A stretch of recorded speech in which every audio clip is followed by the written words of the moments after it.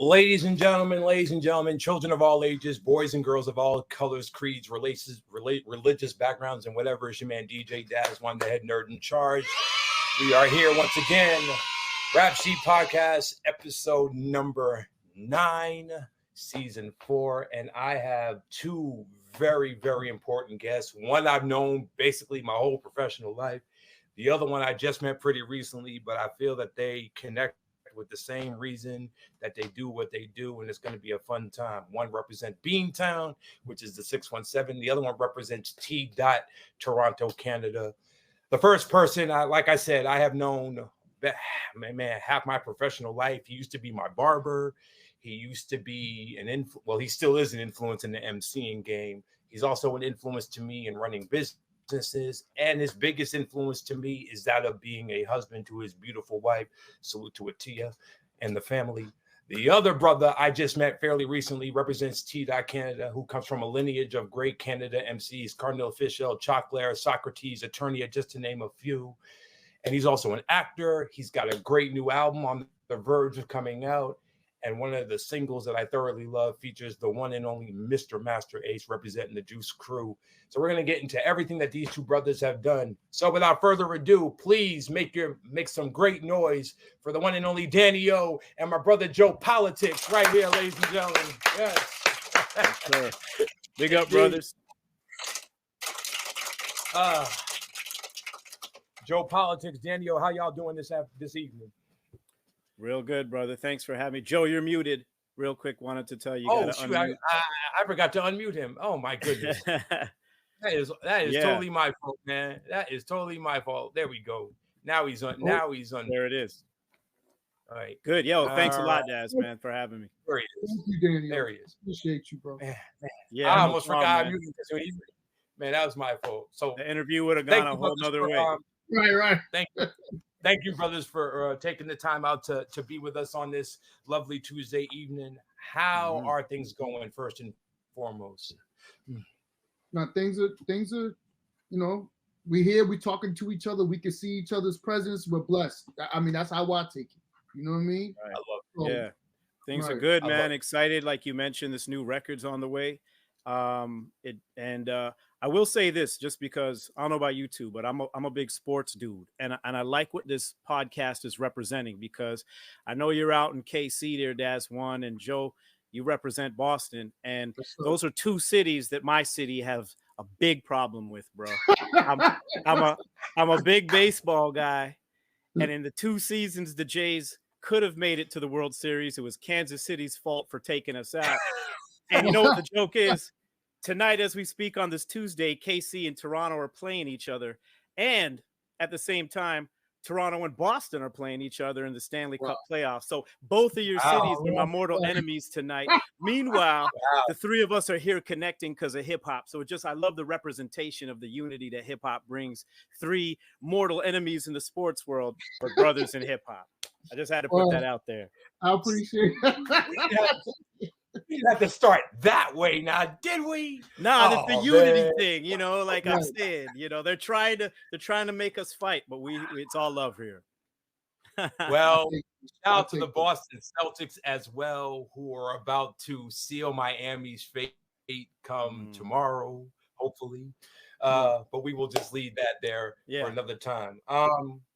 First question I'd like to ask, and Joey, I already know your background, so I'm going to speak to you as if I just met you for the first time to give my listeners and viewers who may not know you. And Daniel, please answer this question respectively. When did you first fall in love with hip hop? For me, you know what? Crazy. This is crazy while we're having an interview.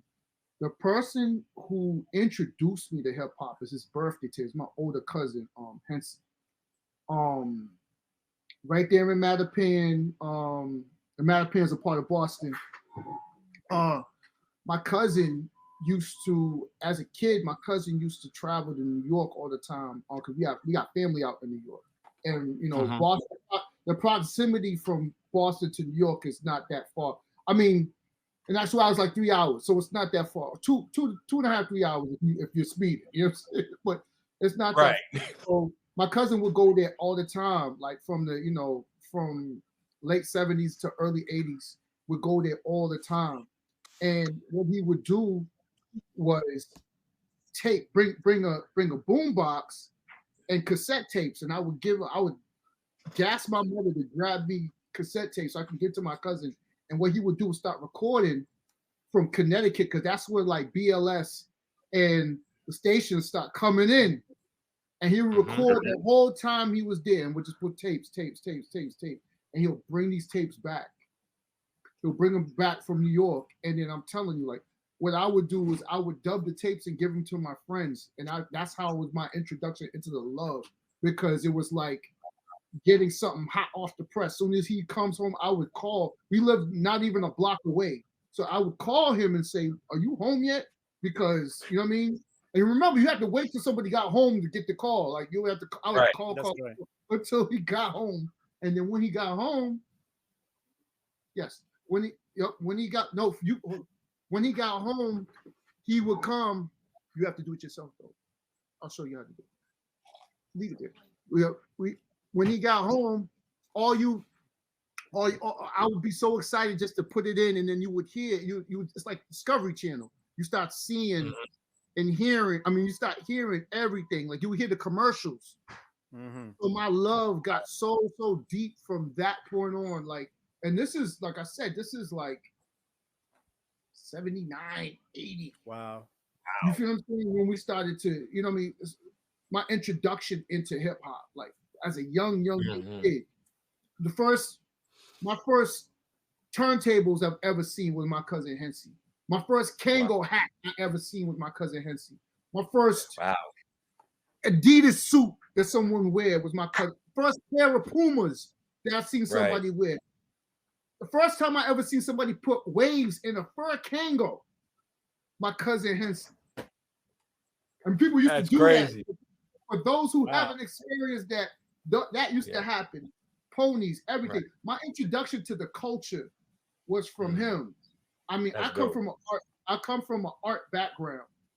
So from coming from an art background, I had, one cousin teaching me the art side of things. But remember, the art side, I got introduced through the graffiti and everything else. Then I got my cousin Hensy teaching me, the DJ aspect of everything. And then he was the first one I ever seen. This is crazy too. He's the first one I ever seen. Oh, where is it at? He's digging. This is archives. Here we go. Oh my Daniel, we're gonna get to you too. Hold on, Rob. We're gonna get to you in just a moment. But you know what I'm saying? He's the first one who ever gave me this beat machine. It's like a TR. It's small. It's like this big. Wow. And that's to bring it on the bus as a kid. It's around here somewhere. I find it. But I used to bring it on the bus as a kid, and I used to be on the bus with my headphones and making beats.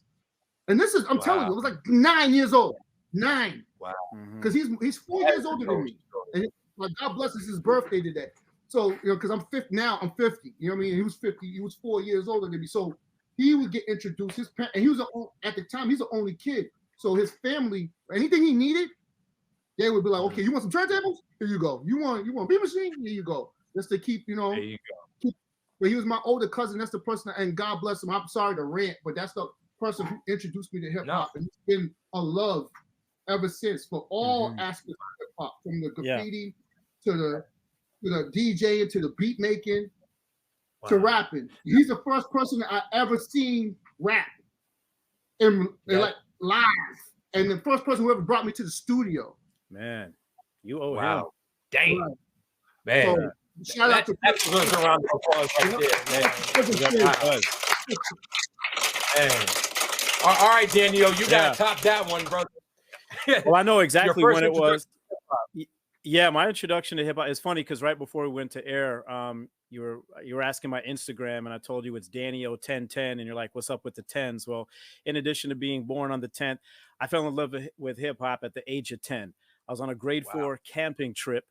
And back in the day, I had asthma used to be an issue for me, especially when I was around nature a lot. And on this grade 4 camping trip, for some reason, the teachers decided that they were going to keep all of the medication that all of the children brought in one cabin. But that wasn't the cabin that I was in. So one night I'm up there trying to sleep, but coughing my head off, having an asthma attack. And the entire cabin was kept awake because I'm coughing. finally my teacher, Mr. Nash, shout out grade 4 teacher, Mr. Nash, who's like sent someone to go and get my inhaler. That person came back with my puffer. I took it. Finally, I could breathe and I was, I was okay. But everybody in the cabin was awake. So for a reason I'll never understand other than this was meant to be, Mr. Nash says, all right, everybody, I want everybody to relax. It's time to go to bed. I'm just going to put on some music and have everybody chill out. Everybody stay in bed. I don't know how this was chill music to him, but he put on the Beastie Boys Licensed to Ill cassette. And that was my introduction to hip hop. I was like, wow, what is this? I had already known that music was for me. Like when I was a 5-year-old, I wanted to be Michael Jackson, singing and dancing. I was going to be an entertainer. But when I found hip hop, it was thanks to that. It was thanks to that asthma attack, keeping everybody awake, that made Mr. Nash play the tape. I immediately found a way to buy that tape and tried my hand at rapping almost immediately. So I both fell in love with hip hop at 10 and started writing my raps, my earliest raps at the age of 10 years old. In 87. So that's how I fell in love with it and when it was. And I'll never forget that camping trip for that reason. Shout out to the guy that said the Beastie Boys was chill music, because Licensed to Yo, man, there are certain teachers from my past, high school and otherwise, that I still know. I don't know what's up with Mr. Nash, if he's here with us or not, but yo, thank you, because it's all you. And I don't know if he knows he knows that all those years ago when he started. and rest in peace, definitely, to the one and only MCA, man. Rest in peace to that brother for sure. Absolutely. Wow. Absolutely. So shouts. Go ahead. Oh, I was gonna say shouts to him because my first rap name, so before I was Danny, I was MC Rock D, which was an amalgamation of MCA, Ad Rock, and Mike D. So for a couple of years before becoming Danny O, that was MC Rock D. So shouts to him for sure. Rest in peace. See, fellas, I found it. This is what I had on the wow. Man. I've had this over 40 something years. Really? Wow. Yeah. Does it still work? I've never seen that. It works. It's battery operated too. Wow. So my cousin gave this to me, and then when he went to college, like I said, he possibly went to college maybe 87, I think it was. 87 or 85, either one. He had a TR, he had a 909, a Roland 909 too. Yeah. And left it with me with all the records, and was like, oh wow. He said, I can't bring it to school because he went to Atlanta to go to Morehouse. He said, I can't bring it to school. His mother didn't want it in the house. She wanted to turn his room into something else. So I was like, give it to me. For real. Took it, and you know what I mean, rest is history. That's when I started. Never seen that. I have an MPC 2000 here. I've never seen that machine though. Yeah. Listen, I've had a 2000 XL. I've had I still got an SP 1200. Wow. Oh. That's how I first learned to make beats, on an SP 1200. Fun fact, DJ Clark Kent is the one who taught me how to produce off the SP 12. I used to have to spin the records fast. Remember, SP 12 doesn't have a lot of sampling time. Right. We used to have to spin the records. Speed it up. Yeah. Super fast. Clark Kent, shout out to Clark Kent, who is, who ushered in so many different people who taught me how to produce off the SP 12 and the 3000. Salute to the one and only DJ Clark Kent. Wow, this is a great way to start, man. I'm just getting a lot of history off the top. So let's take it back to the early 90s. Danny, I'm gonna start with you. You want to wrap off at a contest called the Electric Circus.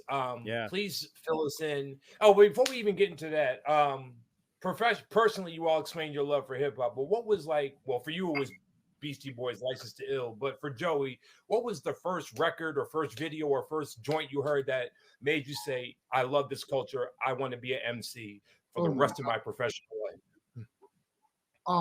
The Message. The Message is still crazy. If you listen to it, like really listen to The Message. Yeah.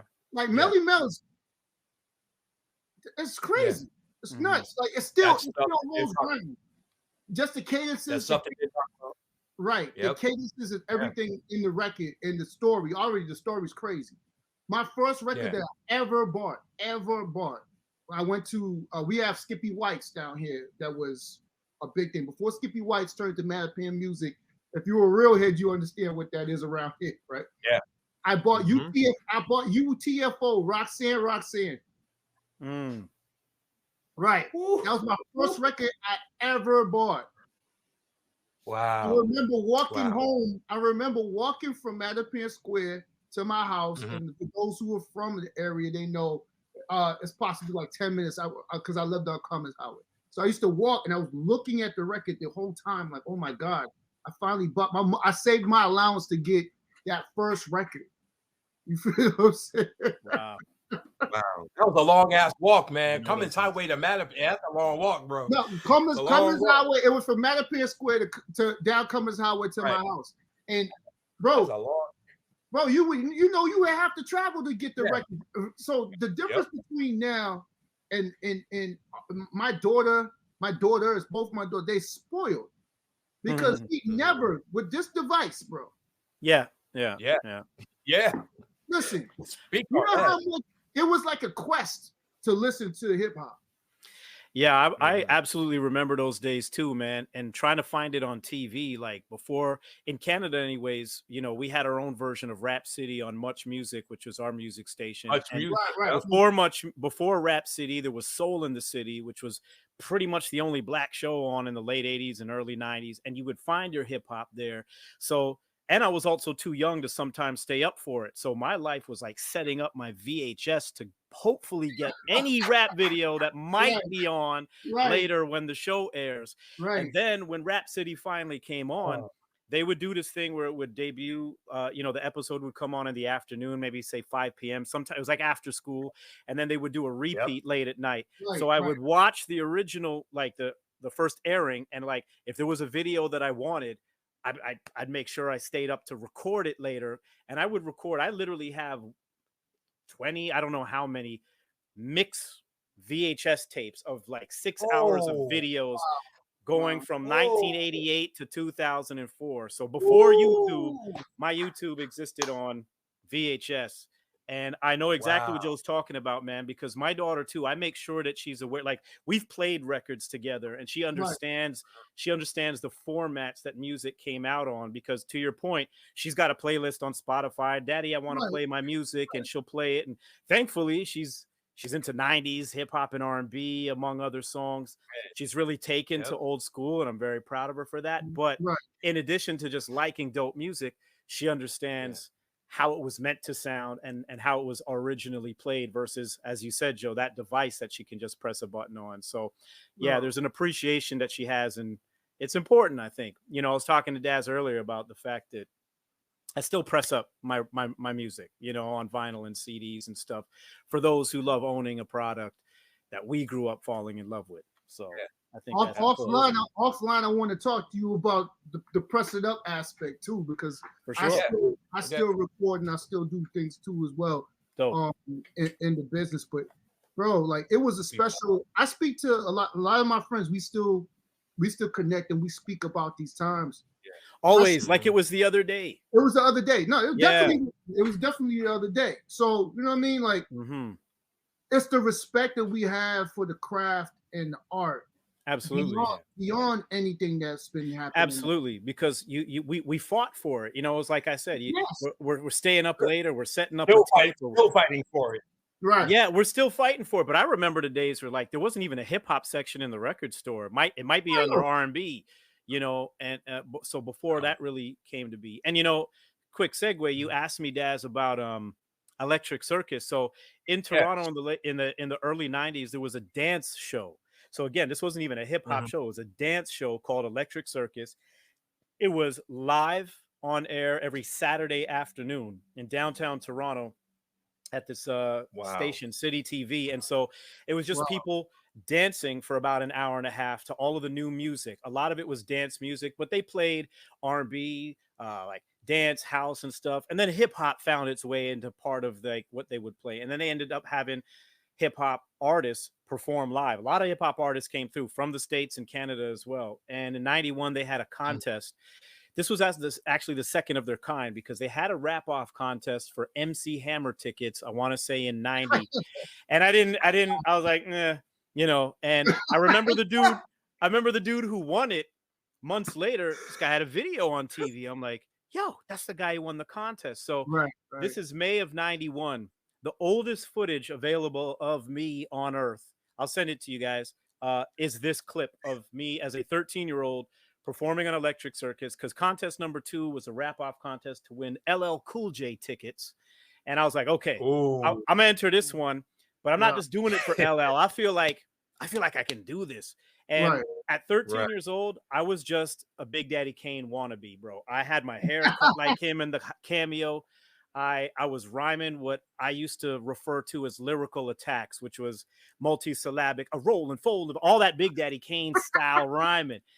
And the song was called Can't Test Me. So bold, brash, 13-year-old me and my brother Lindo P, shouts to him. We formed a group, Partners in Rhyme. And that's basically how I got my start. We won that contest. I ended up going to the concert and meeting LL, but that's literally how I got my start, because from there I had people holler at me to do shows and appearances, and I became more of a songwriter. I hadn't even been in a studio yet, a day in my life at that point in my career, but it was just a matter of I wanted to be the greatest MC ever. And that was the attitude. You're talking about like the craft that we grew up on. Like I didn't get into the game like a lot of kids now where I think, here's a way to get rich. I just came in going, I want to be the best MC. And I freestyle battled my way all through high school and everything. And that's how it started for me. Lindo For me, that name sounds so... Yeah, DJ reggae artist. Okay, we'll touch on that. I just sent you the link. No, for me, okay, it started through dancing. Mm-hmm. I was a dancer before I was anything else. So my love for break dancing, obviously that's the 80s, starting to break dance with all the kids, people recognizing that can really get busy. Then formulating a group in middle school called Heirs to the Throne. It was like 15 of us, like a dance troupe. Wow. You know what I'm saying? Wow. Ended up doing a lot of shows, dancing for a lot of people, transitioning that to go into the Apollo, like a bunch of different things. And then from that, being one of the premier guys around in our area, dancing around in the area. So then people were, tasking me to, either dance for them at their shows or being in videos. So then I was, my first video, I think I was 14, was Peace of Mind by Top Choice Click. If you remember that record. I remember that. Right. Yep. And it was on, and and if you see me, I have a flat top in that video. It was years ago. So that was my first video I've ever been in, was Peace of Mind. Like I said, I was 14, like 14. Then from that, because I didn't have dreads then. I had long dreads at one point. Wow, we went through the same process. I had a cameo, I had dreads, all of that. Right. I had long dreads at that point. But I even have dreads. I had the Big Daddy Kane like you at that time. You know what I mean? Yeah. Then from that, like I said, being recognized in that circle, and then linking up with RSO. Now, RSO are people that like RSO is Ray Benzino, Jeff Two Times, Tony Rome, ED, and ED. Tony Rome, Yes. Yep. Those are the people who introduced me to the business. So, funny story. So, Mark Wahlberg and the Funky Bunch were holding auditions to do for the Funky Bunch, for the dance. Our troupe was so crazy, we used to send people out. So I was like, okay, my cousin and them went over to the Funky Bunch and them to try to, to see what was up with them. And then my other cousin we knew somebody who was, RSO was recruiting because they were trying to put together dancers for their performance stage. So when we came, like, I was going to go to Marky Mark's joint, but I didn't. Shout out to Donnie Wahlberg. He's my friend. He's still my friend. That's my guy. But I was going to go to Marky Mark's there, but I didn't. I went to RSO's joint. So going to RSO's joint, we're doing routines because we already had routines because we were, like I said, we were traveling all over the place doing videos and stuff already. So they were like, oh, wait a minute, you guys. It was the three of us. It was my guy Tori, my guy Dave, and myself. We're 9 Double M dancing Mm-hmm. at that time. So there was like cut everybody out. There was like, it was like fuck everybody else. Y'all the guys. Excuse my language if there's no swearing on it. But No, you good. all right, so but there was like, nah, y'all the guys. So there was like, okay, cool. And the guy who brought us there, they kicked him out. It was like, you're not part of them. We taking them. And at that time, I'm 15. So I'm like, okay, you know what I mean? I'm in high school. So wow. So we get with them, and then remember at that time, Ray just and if I say Ray, that means Benzino, right? Benzino, yep. So Ray at that time got the deal with Tommy Boy. So once he got the deal with Tommy Boy, then everything started to kick off. One of the craziest things is I was around for the first of everything, the Rap Bible, the Source Magazine, Dave Mays. Dave was around us all the time. The first issue that ever came out, I remember being in Jeff's house, Jeff Two Times' house. Jeff was practicing because Jeff used to do this trick with fire on the turntable. Wow. And used to do the trick with fire on the turntable. So we used to practice all the time. So I was at Jeff's house, and Dave comes, and Dave is like, listen, he's passing this paper out. And I'm like, what is this? What is it? I asked Dave, what is this, Dave? He was like, this is the first. He said, no, he didn't say the first. He said, this is my newsletter. It was the Source. I was like, oh, okay, cool. And then look what that transition went into from years and years and years and years and years and years down. Yeah. All the Source Awards and everything else. Only the one that Biggie and Suge Knight, that's the one I didn't go to. But the all the rest of them, all the beginning ones, I went to all of those in the beginning. You know what I mean? Wow. So we went on the first Source tour was Organized Confusion, Third Base, Bismarcky, Red Hot Lovatone, who was part of Trackmasters. So many different artists, man. It was one of my experiences in high school that I was like, you know how you come back from a tour like that and you go to school, you're a superhero at that point. You know what I mean? They're like, yo, what the hell? So like I said, for my life, I've always been immersed in this. Like there's never a time in my life I haven't been immersed in art or been immersed in music at any level. At any level. That's crazy. So I'm sorry, I can rant, but I'm not gonna you know what I'm saying? But that's how I got going, was that before I even get into Concrete Click yet. You know what I mean? Yeah, we'll definitely get into that because that's when I first got notice of you and KT. Salute to my man, Killer Tactics, all day, every day. Danielle, the scene in Canada back then, for us that don't know it, what was the scene like in the early 90s in the Canada area from an underground perspective at that time? Well, I was a kid. This is just me starting high school. In fact, the Electric Circus show, I've sent both of you the clip on Instagram there. that show, I'm 13. I haven't even started high school yet.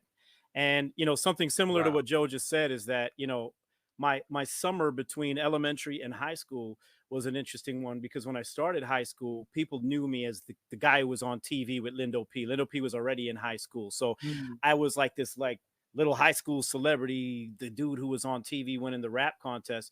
So I was just getting my feet wet in the game. Starting to I would enter talent shows and things of that nature. So to talk on the scene of the game in the early 90s was tough because I was still so new, so green, such a little kid, just still trying to figure it out. I remember getting in trouble sometimes because moms was like, where are you going? It's too late. And I'm a 15-year-old wanting to go to a club, wanting to check out a show. I remember my first concert. So this will be one of the best ways to maybe answer the question, is that my first concert was Special Ed at Toronto's famed concert hall in the winter of 90. I think the Legal album had just dropped. And to give you an idea as to what the scene was like, I imagine it's like many others, but being from up here, we're like I told you earlier, we're hungry for a lot of the stuff, thirsting for it. Like the hip hop scene here was live, but we're like trying to really get concerts here and get events going on. At least for me, like I said, I was brand new to it, still figuring this thing out. And when I went to the special ed concert, my dad dropped us off, picked us up. You know, I was still in grade 8 at the time. But here's one thing I want to I'll share with you guys that I remember about that concert, which maybe is a good way to describe what the scene was like. Because going back in history and watching videos and stuff of events that were happening before I was ever there, they were crazy, wild, packed, insanely. Like the hip hop scene had already been really thriving in the late 80s and early 90s. And a lot of our heroes from here in Canada, like Maestro Fresh West, Michie Me, the Dream Warriors, like these are artists who in the 80s and 90s, like were laying the ground, the path for us. I used to love Michie Me, yo. I used to love Hell Michie. yeah. Absolutely. You know, and I mean, and they're still going, and we're very proud of them. Here's what I'll tell you about the scene, because it's, like I said, one of my literal first ever experiences, where it was at the concert hall. Special Ed was doing his set, and when it came to the end of it, I remember that the music conked out. There was some problem with the sound. His mic was still hot though, but for whatever reason, the turntables, I don't know if they blew or the speakers blew. I don't know what happened, but the sound, the music went off. And he was about to get into his last song, and he's on the mic, and like there's no music. So the entire crowd starts going bump up, bump up, bump up, bump up. And over that, he did I'm Your Idol, Your Highest Title, Numero Uno, did the whole track over us, because we were not about to let him finish it. And I remember being part of that. Like, this is all new to me, but I'm like, this is amazing. I knew the song then, I know the song now. So hip hop has always been alive and well as long as I have been involved in it here. And obviously it's grown a lot. We're still trying to grow it, obviously. But yeah, it was a thriving scene from what I know, or from what I experienced as a kid. Right. No, wow, that's dope. an amazing story. Before we get into it, I'm just going to show a picture of my brother right here. This is what he used to look like back then. Okay. So that's your dread photo. Oh, I gotta find one. I got this is when we called them Dag Most, the dreaded back in them days. Yes, sir. I know I have some around here. So crazy. Segue. Yeah, crazy thing about that. That's nuts. So let's segue into that real quick. How did you and KT first meet? And how did this begin? Give us the origins of how Concrete Click came to what it is as we know it today, for those that know who you guys are. All right. Again, I was a dancer. KT was a dancer. We used to battle now, against that I didn't know. Yes. Whoa. KT was a dancer. We used to battle every time we seen each other. Because remember, you know the rivals against Cambridge and Boston. You feel what I'm saying? Right. So when I would go to the Harvard parties or the MIT parties, so I would see, or the Cambridge Ringe and Latin parties. That's a high school out in Cambridge. We would go and I would battle him every time I seen him. And it became a friendship after a while. You know what I mean? But one thing I can say about Anthony Mosley, one of the most talented freestylers I've ever seen in my entire life. I've been around everybody in my life. Listen, I've been around all the best in the business. Yeah. Current, past and current. When it comes to talent, to freestyle, KT is the guy. He's been the guy. He's always been the guy. Yeah. You can never take that away. Hold on. Let me interrupt you real quick. Daniel, this is a person you would not want to battle back in 1991. He would have slaughtered you. Yeah. He's one of those guys. 91, I'm sure. He is one of those guys you do not want to throw problems with. When it came to freestyling, right? Because he has, you know, the gift of freestyle is one thing, but the gift of being a comedian is another. Okay. Now, when you got those two things together, you meld those things together, you can't win. Because he's going to clown you while he's freestyling. Right. And when you do that, it's done. Yeah. It's done. This is why we've won everything around the fucking planet, just because of that. So we go back to that. So I used to see Tone all the time. Dancing, we always battling this, that, and the third. Obviously, the times have changed. I get into the era of me going to college. So now I have to tell RSO, like, listen, I'm not dancing no more. Now that's a whole different story. You might need another 45 minutes to deal with that episode. Yeah. Getting out the mafia. Right. But because I was going to college, I'm like, bro, I'm going to college. What we going to do? So from there, I go to college and I start to do, start to film. So, and then I start to, I've always rapped, but I've never I started taking it real seriously coming from senior year into college. You know what I mean? Mm-hmm. So freshman year of college, I'm like on fire. You know what I mean? Doing the ciphers all over the place, all that type of. But the same thing when I got into film, when I got into art school, because I went to an art school. I went to one of the most prestigious art schools around here, Museum School of Fine Arts. When I went to art school, I went in as a fine arts painter, but once I discovered film, I became a director. And I'll go into that's a whole. You already know that's a whole nother conversation. I've been directing music videos professionally for like over 30 years now. You know what I mean? So, but that, like I said, that's a whole different story. So for me going into that, I started filming KT doing freestyles places, and then I would have someone I would have Trev City hold the camera while I'm doing it. Well, I'm freestyling too. Then finally, KT's like, yo, we need to make a crew, because crews were big back then. You got all kind of crews. You got the Wu-Tang. You got everybody. Everybody's a crew. You know what I mean? So So I remember clear as day. Chinatown, like downtown Boston, Chinatown has a basketball court over there by I forgot that 24-hour like breakfast spot.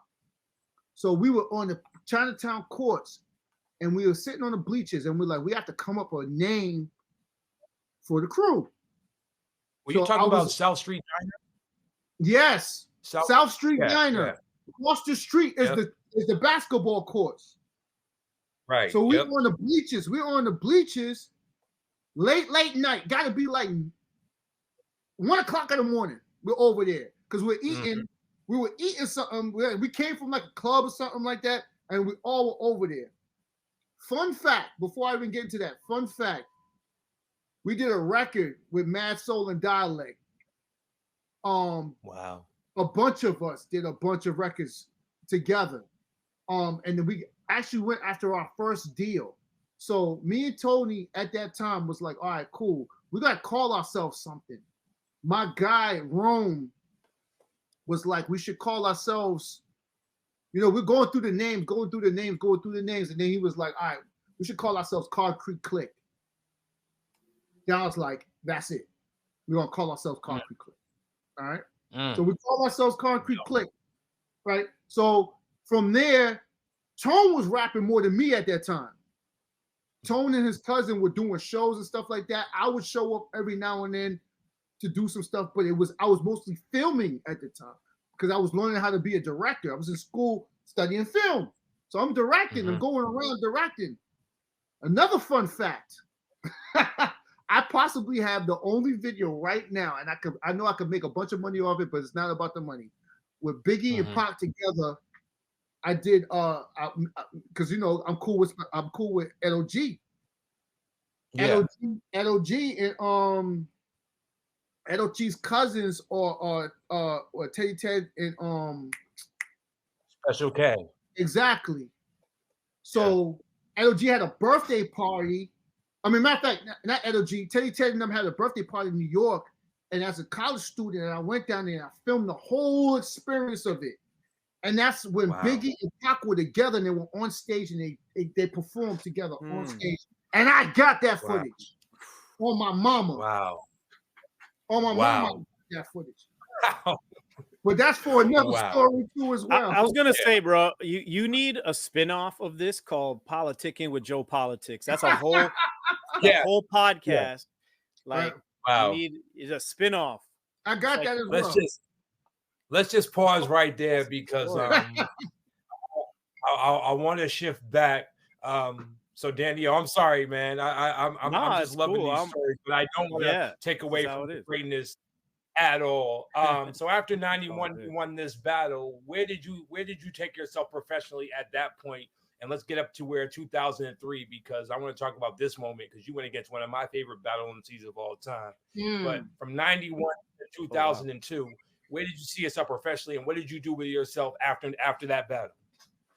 Well, I was just getting myself sort of acclimated to being this MC who had won a contest on TV, and finding myself in a place where I was like confident with my skills, as brand new to the game as I was, honestly. So I spent my entire high school life, I would battle pretty much at any opportunity that I could get. And I'm only talking about on the street, birthday parties, at the club, outside of the club, because we couldn't get in the club, like that kind of stuff. Talent shows, high school talent shows like crazy, every contest I could get into. And I'm happy to say we kept winning them, because we had, when I say we, you're talking about Concrete Click. I'm from a crew called Monolith. And at the time, Monolith was representative of two different crews from Scarborough. Scarborough is Toronto's east side. And there was a crew called the Horde and a crew called the Lyrical Coalition. One was from the south of Scarborough, another from the north of Scarborough. We collaborated and became one. Mono meaning one, monolith, this big, immovable structure, was how we came up with the name. And we are now a crew of 30 years. And so as Monolith, or sometimes as Lyrical Coalition before Monolith even started, we would come in and out of contests all the time. In any contest, any school, anything we could get our hands on, we would jump in it. It was up until, so you're talking about the early 90s. So this is basically my high school life.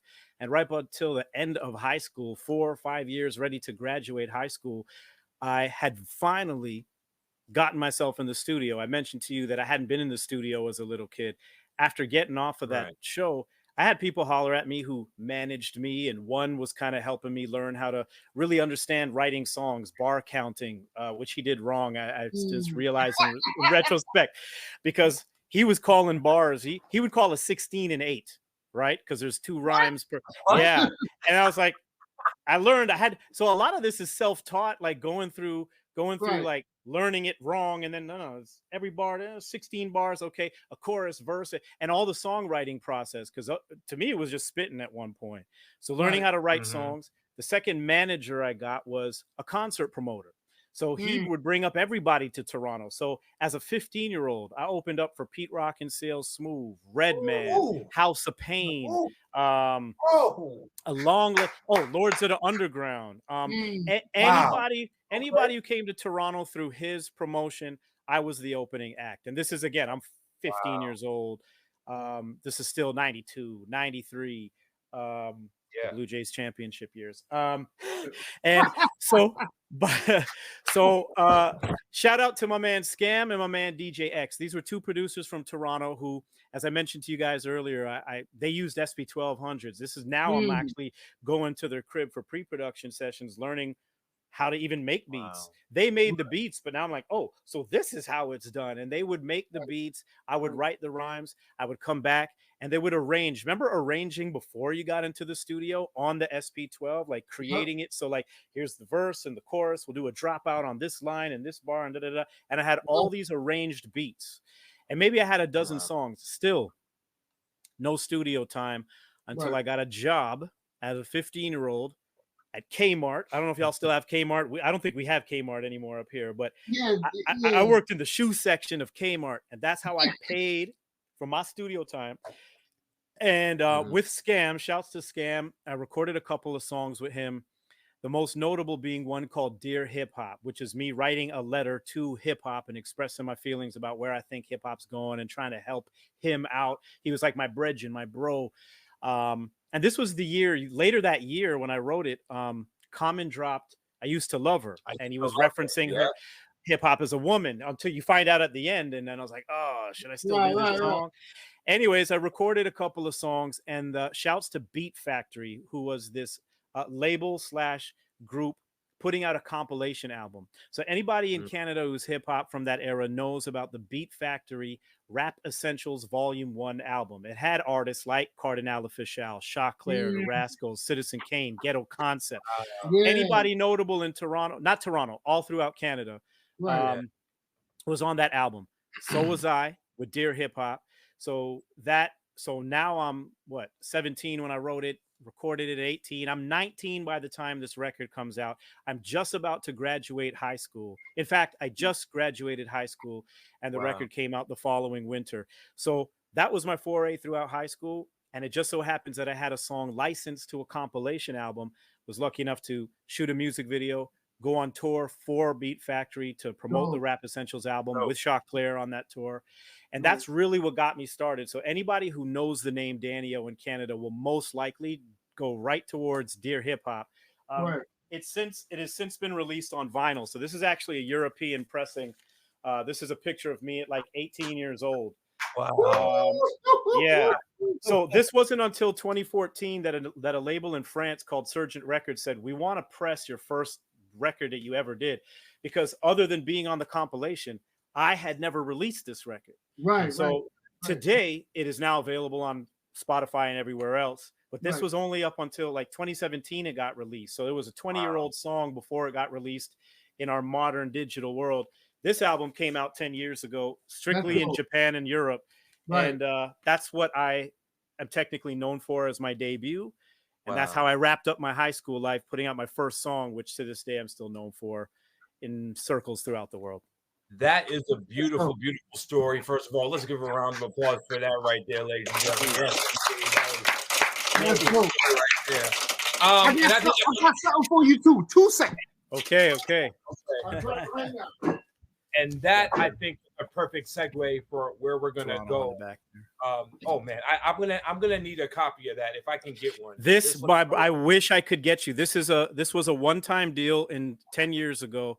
They did a one-time pressing, and these don't exist anymore. Unfortunately, well, don't lose that one. But hold on to but I have I will get you. Dear Hip Hop has since been pressed to a 7-inch single. That's available. Yeah. Cool. I'll take that. Like I told you, I want to talk to you about your Vinyl Connects, because we just recently did this. This is something that we did.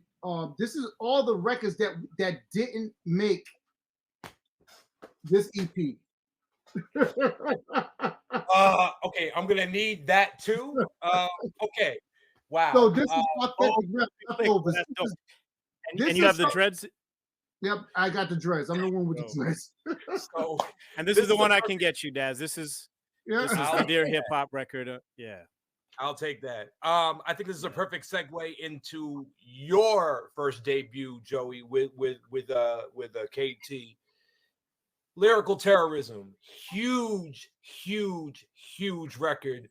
Keep It Street, Criminal. Oh man, so many great records from this album. Explain the process and what led y'all to create such a masterful EP, being that this will be your first big release into your career. Crazy story. So again, back to college. So we're doing stuff for I'm doing videos. I'm a video director and I'm dancing, but I'm part-time rapping. You know what I mean? I love rap, and everybody kind of knows I rap, and they always beg me to rap, but it's like, it's one of those things you held close. Yeah. Because I was already known for dancing. I was a dancer. Everyone knows me for that. You know what I mean? I was famous from that. You know what I mean? So one of the things then, in college, that the whole transition was, Tone was like, yo, bro, people need to hear you. He's like, people need to hear you. And Mad Soul, man, remember Mad Soul and Dialect? Yeah. Mad Soul, for everybody who doesn't know, Mad Soul is one of the pivotal people within my life and Dialect who changed it, because they're the ones who was like, bro, people need to hear you. Dialect literally lived 4 blocks away from me. A major producer. Dialect used to be under Paris Smith. Yeah. Or EPMD. He did a lot of remixes for DOS Effects and different people and you feel what I'm saying? Like bananas producer, one of the illest producers from our town. My friend, God bless his soul, because he recently passed away last year. So one of the things, like him and my guy Mad Soul, especially Mad Soul was a dancer, but he's a producer as well and a DJ. So that's how we all know each other from dancing. We all know each other from dancing, bro. So they were like, all right, cool. We need to put something together. And Tone came to me and was like, bro, you're the only one that I know who's serious about this. Who could, my business mind still, you know, as a young dude, my business mind was still crazy. And obviously it transcends to this day. So he was like, no, you're the only one who could really take this somewhere because you're smart enough to deal with this. And you're serious enough that you're not going to like let it go. He was like, I have a situation. Tone was like, I have a situation. My friend, who is Dre Council, who started Lifeline, he was like, my friend who started Lifeline wants me to do a record, but he was like, I don't want to do it by myself. I want you to be involved in it, because he was like, I know you will help me keep me on track, basically. You know what I mean? So I'm like, all right. You know what I mean? What is it? So Dre's just like, remember, this is the 90s. So Dre's the local, you know what I mean? He's the local hustler. Yeah. But one of the smartest people in the business I've ever met. It's amazing how people who transcends from that life are able to adapt into the business so like seamlessly. Yeah. So I met Dre, and Dre was like, listen, Tone told me about you, but I gotta hear you myself. Let me see what you got. And then I kicked like 1,000 raps to him real quick. And he was like, good Lord. You know what I mean? And at that time, you know me, I'm very good at one of my superpowers is hooks. So, you know, getting the hook game together and everything else, he was like, oh yeah, you two, you guys mesh. So me and Tone did a record, which is on one of the first records we ever did is on this. We did one record, and then he heard it, and he was like, I prove it. I'm gonna finance you guys. And that's how Concrete Click was started. We started off when we did like maybe 2 records, but remember Dialect from Dialect and Mad Soul. Dialect did the whole album because I was like, I want nobody else to do the record. I want just, and that's crazy. To this day, it takes a producer. The producer is the bloodline of whatever project that you make. Yeah, absolutely. When it comes to doing these projects, you want to keep the same energy, or you want to keep the same pace within that structure. I always advocate for someone. We come from the era of the Timberlands and the Pete Rocks and the Primos and the Lost Professors. You feel what I'm saying? We come from that era.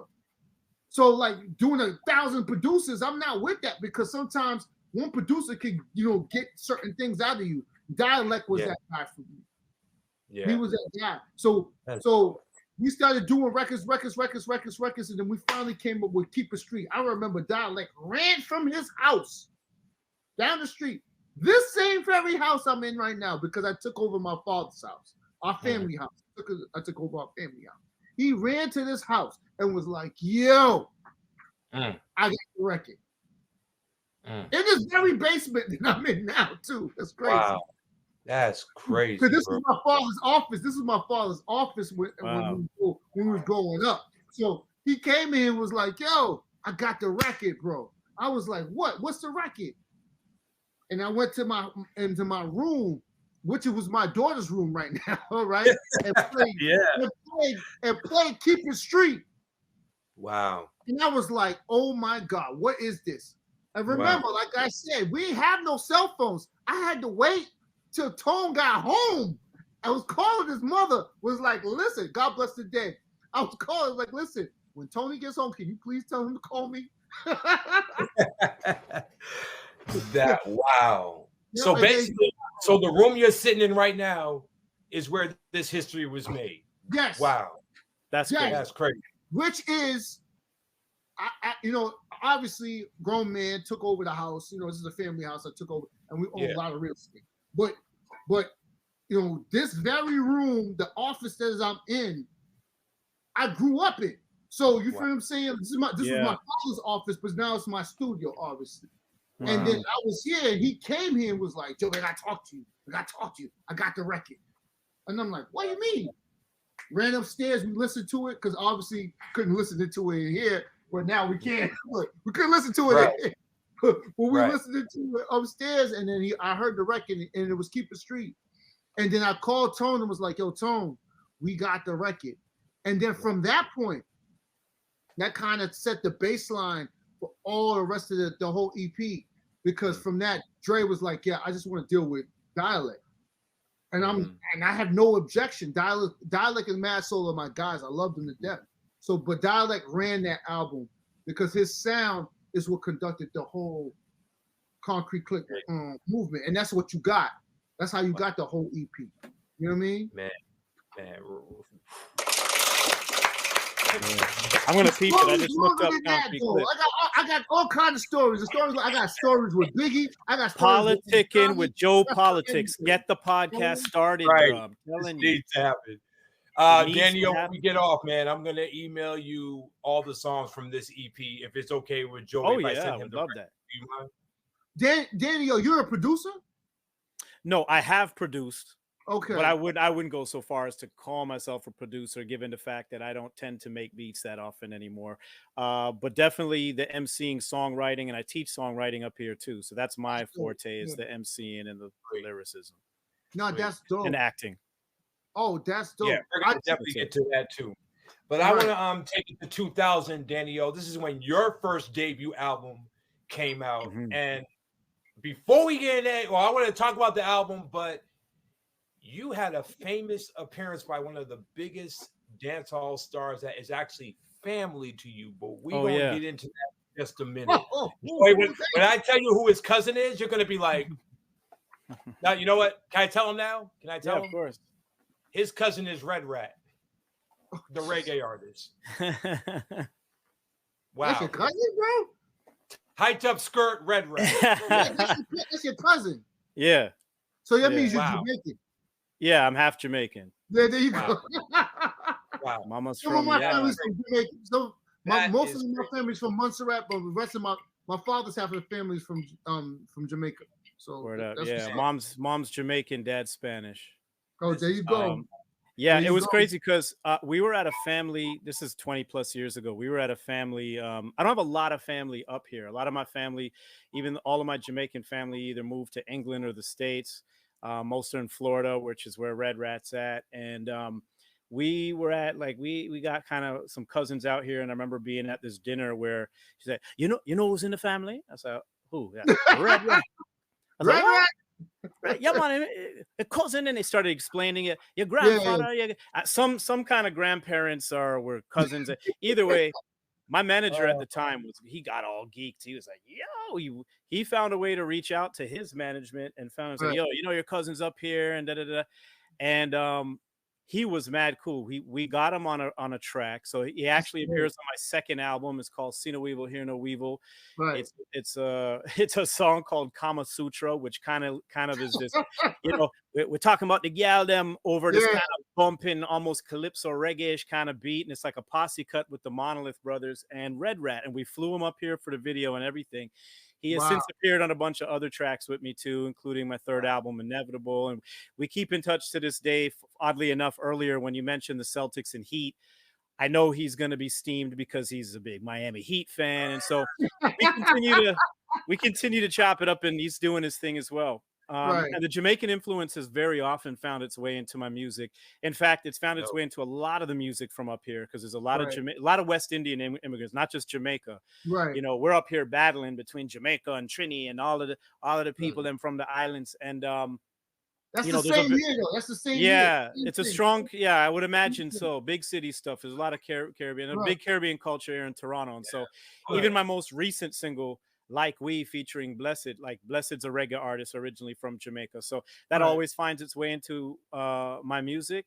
And Red Rat and I have collaborated on at least 3 or 4 joints over the years, and we both continue to keep it going, man.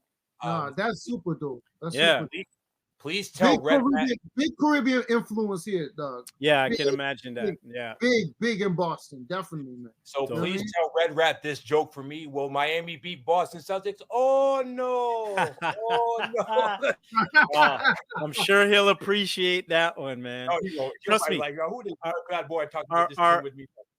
Yeah, believe me, our group chat is it's half the Raptors logo and half the Miami Heat logo. And although I don't have much talk anymore, we used to really go at it, especially when the Raps were really good in winning a championship. But anyways, yes, I'll pass that along for you, Daz One.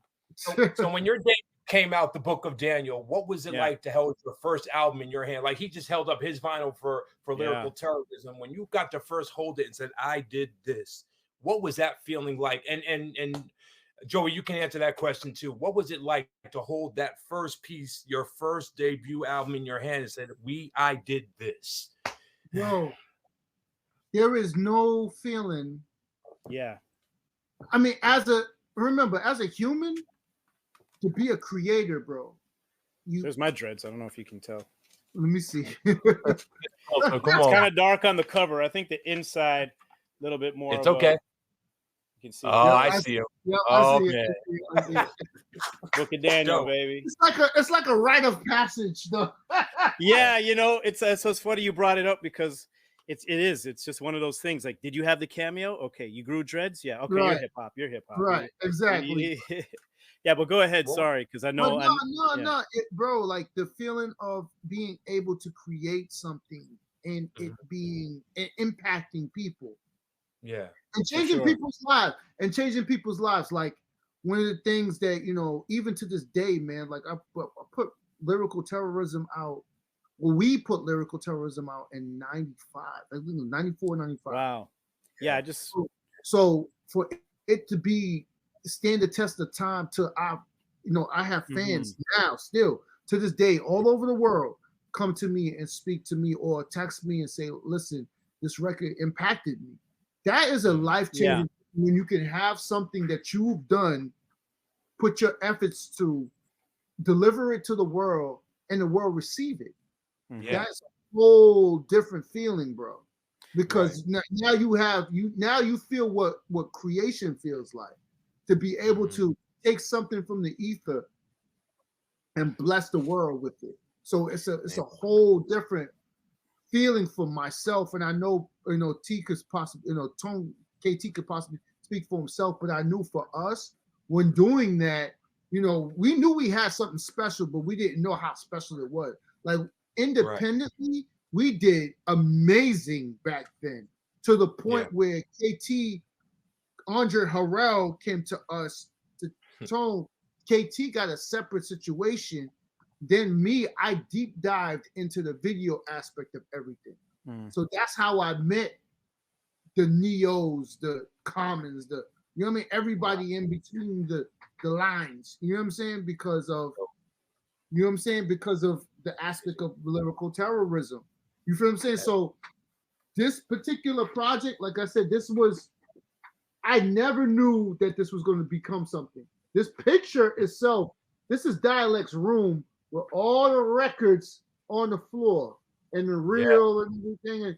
And you know what I mean? And him produced, like, we wanted to capture the essence of what this was. And imagine, I'm 20 years old, 21. I'm not even 21. No, I'm dog. Because I did this I think it was sophomore year of college or maybe freshman year of college. I'm not even 21 yet, bro. And we came up with this. You feel what I'm saying? Yeah. So hip hop in itself has an energy that we all respond to. This is why we're all speaking with each other right now. Because what this does is bring us to community. You feel what I'm saying? Because we all, even though that you're on the other side of the world, bro, we still relate in contrast because hip hop is the Toronto ain't that far. I mean, but you already know, like, listen, crazy thing about it is I'm probably closer to you than you are to Daz out in Kansas City. Yeah, Toronto, because I have a cousin. I got cousins who live in Toronto. Okay. The most beautiful women you've ever seen in your entire life. Oh, As a kid, I've seen that I myself. feel you. Yeah. You know what I mean? But I'm married. I can't even deal with that right now. Right. Right. One of the things, like I said, the energy, Yeah. the thing we commonly connect on is the hip hop. It's Yeah, and worldwide. that's totally true, man. And I was saying that off the top of the podcast when I was joking about the cities we're from and how we might be, if you guys are sports heads, we might be enemies, but hip hop unites us. And I feel the exact same way about hip hop that you do. And you know, interestingly enough, I feel the same way about it that I used to when my first album came out. I mean, this album right behind me drops May 10th. It's my new one that's forthcoming, and I haven't even got the CDs in my hand yet. And to answer your question in this way, it's like Christmas every time I do an album, to open up that package for the first time. You pull it out the box and you see this thing that, as you said, Joe, like something you've created. It came, and especially for hip hop dudes like us, like it comes from the heart and soul, and you care so much about the production, as you mentioned, the lyricism, the messaging, everything that you put behind it. I know I'm still meticulous when it comes to, I've gone into the studio sometimes to change a word, a line, one bar, just it needs to be fixed. I don't like the way that was said, or that word needs to come out. And right on down to like things like liner notes and all the packaging and stuff. And I hired a graphic design, not a graphic designer, a comic book illustrator to do this particular cover. I may as well plug it because I know we're running late on time. No, let's see my new album, Vigilante. You got this Klansman hanging in the back. Like there's a lot of energy that went into this album that really focuses on the concepts of gun violence, anti-Black racism, and self-hatred. The joint I did with Master Ace focuses on the self-hatred thing, and I even call out Kanye West on his antics. So going in on the artwork was as important to me as the lyricism that the artwork represents. So, you know, to your point, the way I felt about the first album is the way I feel about my most recent album. This is the 6th one as a solo artist. And it's that I have so much love for what I do, love for the craft, love for hip hop, the culture, and you know, how far I've come, knowing that I still work as an independent artist. Nothing is given to me automatically. There's no automatic, I'm going to sell X amount or I'm going to make X amount of money. I just know that my heart is into it so much that I get this extreme fulfillment from having come to a finish line, which is often several years in the making to complete a project. So yeah, to have it in my hands then is the same as having it in my hands today. It's a thrilling feeling. It's like Christmas all for me. I get to open up a package and go, look what I made, world. Now let's hope that you feel about it the way I do. But I've gotten to a point in my life and career where I can go, no matter what the world feels about it, this is something that I'm very proud of, and I'm happy it exists. Wow. Let's quickly venture off because both y'all went separate paths. And Joey, you'll come back to music because your latest record, I wish I knew about, but I'm glad I stumbled upon it before we did this. But both y'all went separate paths. Daniel, you went into movies. You excelled in that. And Joey, Polymore, the art department, everything you got going on, you all ventured off. How important is it to have businesses outside of music to be successful in other avenues? Because I talk to a lot of young people all the time, and I say there's nothing wrong with once you get something established, try to venture out there and find new ways to connect. Even for myself, I love emceeing. That was my first passion. Joey, you know this. But now I've migrated into DJing, and I'm almost 30 years into that. And my wife was always saying, well, you got to find new things to do. I'm like, it's hard to find new things when you've done one thing for so long. But she's right. I need to find new avenues. How did you guys find other avenues to be successful in other departments that wasn't what you've been used to your entire career? And speak on those things, movies, the art department, Polymore, speak on that. Daniel, you go first. Yeah, well, for me, you know, I fell in love with entertainment as a baby, bro. When Thriller dropped, I was 5. And like I said to you guys earlier, I wanted to be Michael Jackson. But you know, to Joe's point, because I know you direct videos, it wasn't just the music. I was enthralled by the music videos. I was enthralled by movies. So I would watch a movie and get up and start acting it out right after. Trust me, he's pulling Thriller down. I got at least 5 copies behind me. Yeah, I feel you. Trust me, if I start digging, I got all my Michael. I think, honestly, from right here up until right about here is all Jacksons. Wow. Thing. Okay. And I'm talking about Janet, Jermaine, the Jacksons, the Five, Michael. Like you got Reby in there too. Reby? No Millie? Reby records. I'm sorry. Jermaine? No Reby records. Tito? No Reby records. But I thought it was one and the same, Daz, in that like it's entertainment. I love performing. I just knew I wanted to be either on a stage or in front of the camera. It's always been there. So 20 something years ago, I decided to sort of go in that direction because I kind of already was, drama class in school, having a whole bunch of fun. But I took it seriously approximately 20 years ago when my manager's like, I'm going to get you an agent. And honestly, I was just performing hip hop stuff. I would do my first ever commercial. You mentioned Cardinal Official. He and I shot a Radio Shack. There was a store, Radio Shack. I don't know if it's still around. We shot a commercial. We were battling on a basketball court. That was the commercial. I think it's somewhere on YouTube.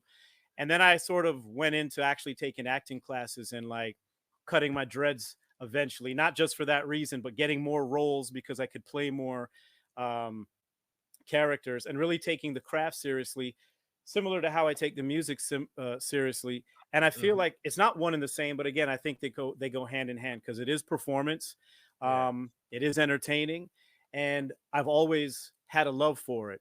So now, even though it's still one of those things where it's a grind and I audition regularly and don't obviously nail everything that I get, I'm happy to say I've done a lot of really cool projects. One of the most recent is a hip hop musical that is streaming right now on Disney Plus. It's called World's Best. And it's about a young kid who's looking to become this great MC like his father once was before his passing. Shouts to Utkarsh, who's one of the he co-wrote it and he stars in the show Ghosts. Anyways, that's his film. World's Best is on Disney Plus. And I've done a bunch of other projects too, television and film, and continue to keep it going. And I'm also very inspired, of course, by the fact that some of my favorite MCs on earth are big time actors. So everybody from Common to Mos Def to Ice-T to Queen Latifah. There it is, World's Best. That's it. Yeah, so it's almost like you name the MC. They're acting. Luda. I mean, I don't have to tell you guys. The list keeps going. So I'm hoping to continue in that lineage to be successful in entertainment. Because to your point, and I think this is the most important part of your question, especially being from Canada. Like Toronto's a massive city. We're like the 5th largest in the continent. But being in Canada is such that, and you guys probably know this, is such that not being an American city, we often don't get a lot of people even paying attention to what's going on up here unless your name's Drake. So that being said, we are continually artists, I'm talking about, are continually finding ways to be artists and earn a living. And if you're doing one art, it's a lot harder than, as I say, I teach songwriting, I act, I host events. I once did a podcast. Of course, I do music.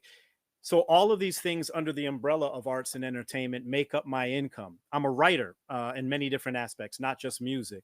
So yeah, it's on one hand a necessity if you want a career as an artist, and on the other hand, it's like do what you love and find a way to expand upon that. Because what I love is being an artist, and yes, if it was all just music all the time, I'd be happy, but I'm also very happy being in front of the camera, playing characters and, expanding upon this thing that is my art.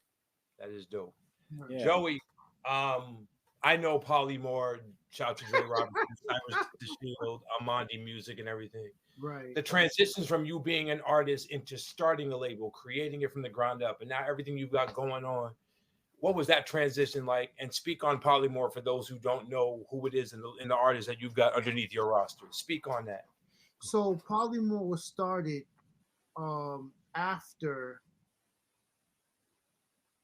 So KT ended up getting a deal with Andre Harrell with Motown. I apologize, brothers. I will be right back. I apologize. No problem. No problem. So KT ended up getting a deal with Motown. I remember that. So once he got his deal with Motown, then I was trying to figure out what's the next for me. The next for me was videos, because I was in college, graduated, had film degree on top of my fine arts degree, and I was doing music videos for all the local heat that was around here. Yeah. I did Smoke Bulger's video first. Smoke did it. That's how we got his deal with Epic. Nice. I did Edo G's acting, and you know, Edo G's a legend around here. Everyone knows who Edo G is. Absolutely. Right. Obviously, I've done all of our videos. Mm-hmm. And then from that point, one of my friends who I grew up with, Dakari, he's actually grew up on Cummins Highway. Mm-hmm. Dakari ended up being a producer, major producer for Transcontinental Records.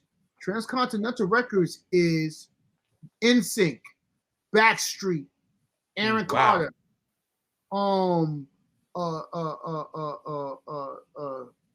host of pop groups, and he's from Mattapan. Dakari ends up calling me one day and was like, "Listen, bro, what are you doing?" I'm like, you know, I'm like fresh out of college, like I'm working, but I'm not working as frequent as I want to be. He was like, "Listen, bro, you need to come down to Florida, Orlando, and get get a taste of what I got going on," because he's producing all their records at that time. Right. And what he's doing too, on top of that, Lou Pearlman was, you know, he was like, "Yo, I need to introduce you to Lou Pearlman." Well, who you don't already know who Lou Pearlman is. Yeah. Like I said, NSYNC and Backstreet.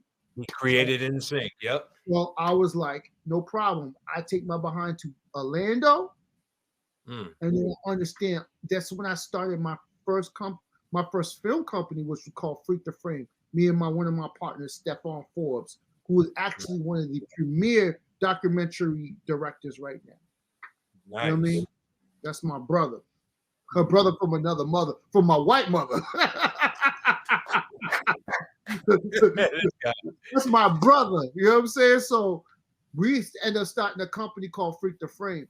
And then we started directing, you know, when Diddy did the marathon and all that, we started directing all kinds of stuff, like commercials, this, that, and the third. I started directing, I actually got I got gold records, platinum records off of NSYNC.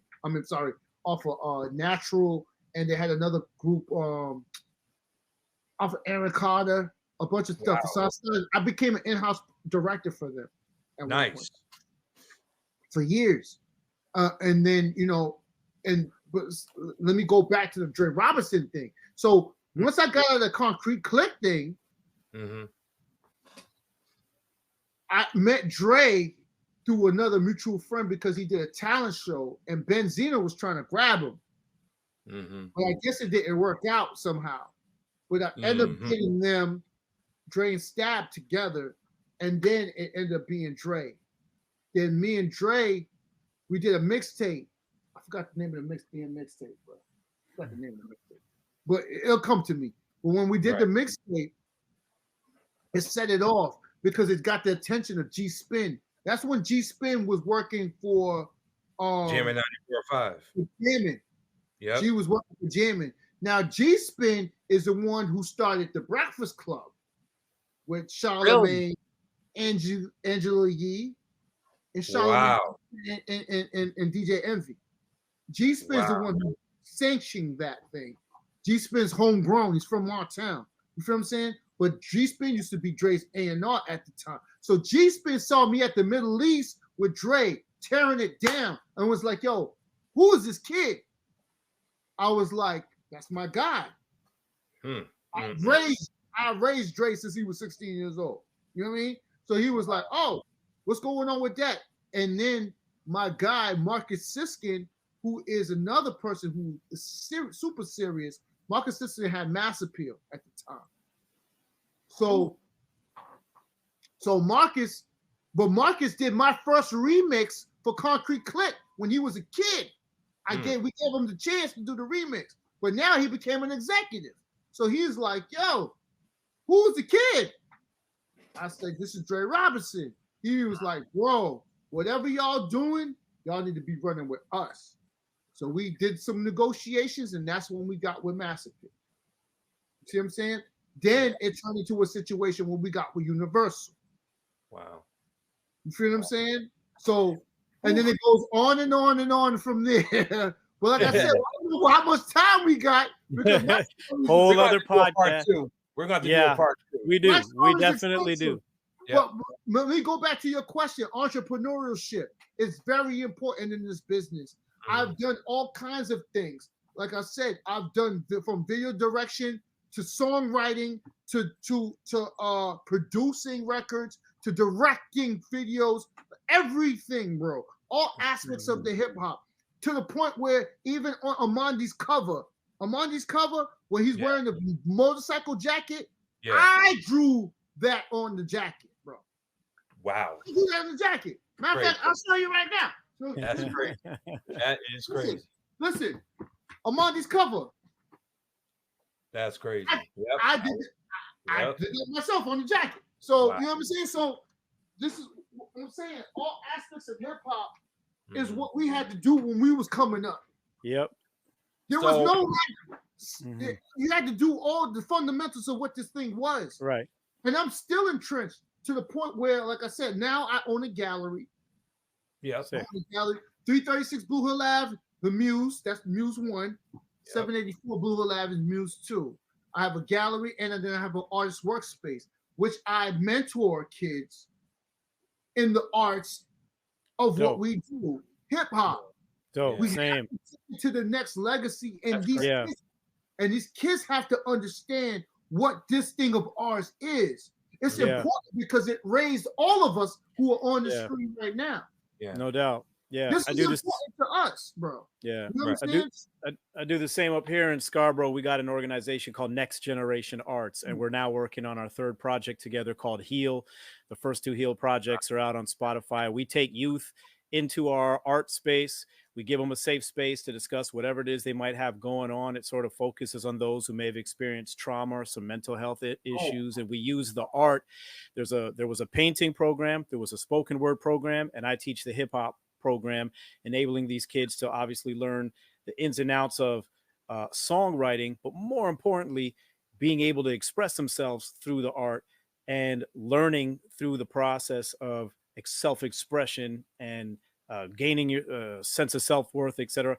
And then eventually we take them in the studio. So this September will be in the program only just started, the third one. I've been doing this since 2006 with a bunch of different organizations, but Next Generation Arts is a fairly new one. And so the next project will be out probably next year. We just started it. So I shout both of you, big respect for that, man, because I 100% agree. We came up in a world where we were growing as hip hop was growing. So we were learning it and creating it at the same time. Right. Now it's literally 50 going on 51 years. And it is a culture that has to be taught, because without teaching it, the kids don't know about the PEs and the EPMDs and the tribe behind you there, Daz One. Like, they need to be taught. And not just that, when I teach and I discuss the elements of hip hop, I never stop at 4, emceeing, DJing, breakdancing, and graffiti. As Joe mentioned earlier, beat making, beat boxing, the language of hip hop, the fashion of hip hop, how we speak to each other, I can see hip hop. You're wearing hip hop, so it's a lifestyle, it's a culture, it is an art form, and it's something that I'm proud to say that I'm a big part of, and happy to chop it up with you guys here tonight, man. I got to get baby girl to bed, but I think a part 2 is in order. I just got one last question for the both of you, and then we can wrap this up. Cool. We've lost so many great teachers that birthed us. Which one impacted you the hardest, and why? Ooh, great teacher on the loss. You talking about? Just how everyone that is no longer with us, that birthed our culture, whether it's a video director, an MC, whoever it is.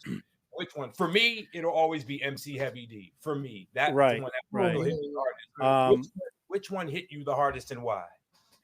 I think the one that hits me the hardest is Phife Dawg. And the reason I say that, not just because I'm a mega Tribe fan, Native Tongue fan, always have been, but I had the opportunity on more than one occasion to meet him and do shows up here in Toronto with him. The first one was a show where he performed at, I believe it was when he put out the Ventilation LP.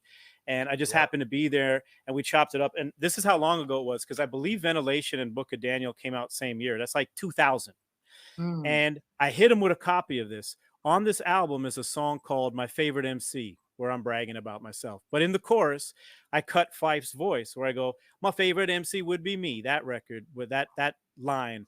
And I gave him a copy of this, and I remember telling him that, and he said that he recognized me. He had seen my videos on Rap City, and he was like, oh man, yeah, this is dope. So I handed it to him. Years later, I would be at an event in Toronto called Hip Hop Karaoke that they used to have. I think it was monthly, and they would invite anybody to come on stage and perform their favorite song. It was a really fun event, and every so often they'd have a headline performer.